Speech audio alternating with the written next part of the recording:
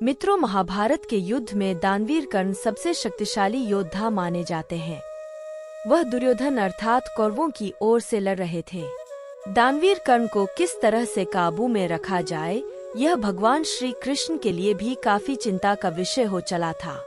लेकिन दोस्तों, दानवीर कर्ण धार्मिक, नैतिक और संयमशील व्यक्ति थे। ये तीनों ही बातों उनके विपरीत पड़ गईं।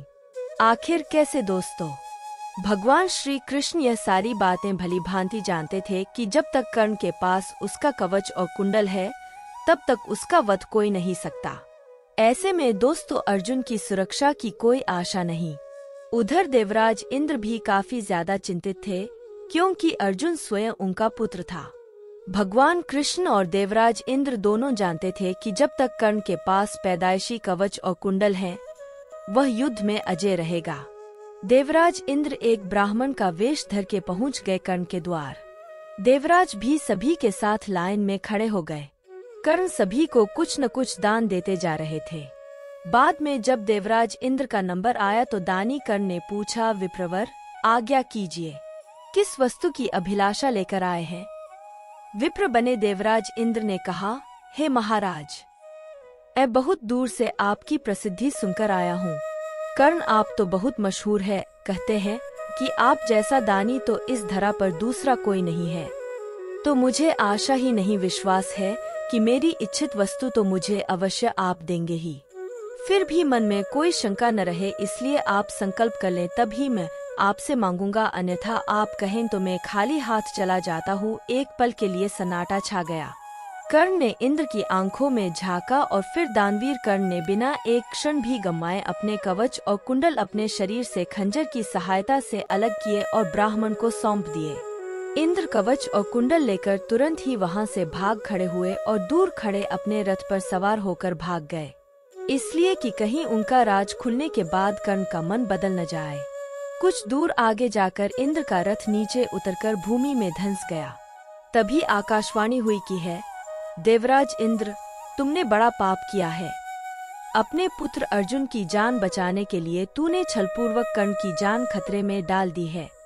अब यह रथ यहीं धंसा रहेगा और तू भी यहीं धंस जाएगा। इंद्र ने आकाशवाणी से याचक भाव से पूछा, इससे बचने का उपाय क्या है?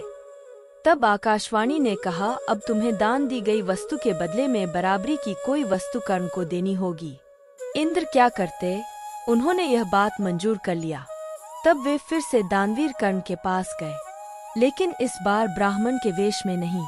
कर्ण ने उन्हें आता देखकर कहा, देवराज इंद्र, आदेश करिए और क्या चाहिए?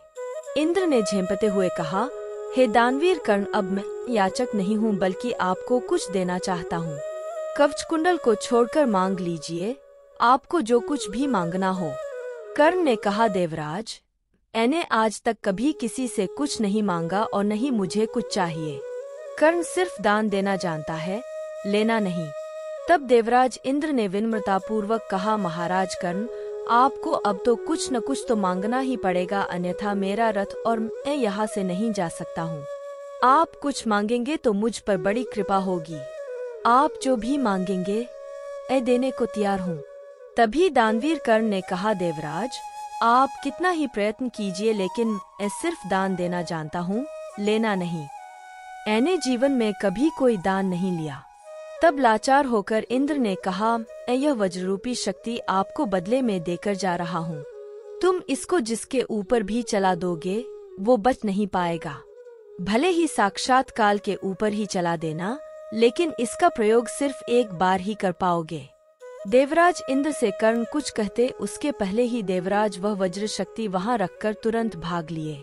कर्ण के काफी आवाज देने पर भी वे बिल्कुल रुके नहीं।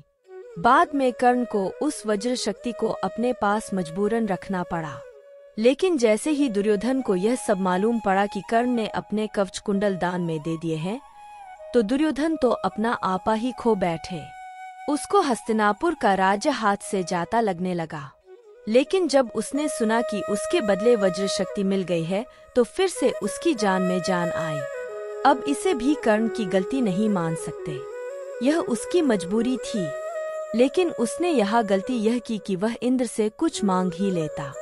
नहीं मांगने की गलती तो गलती ही है।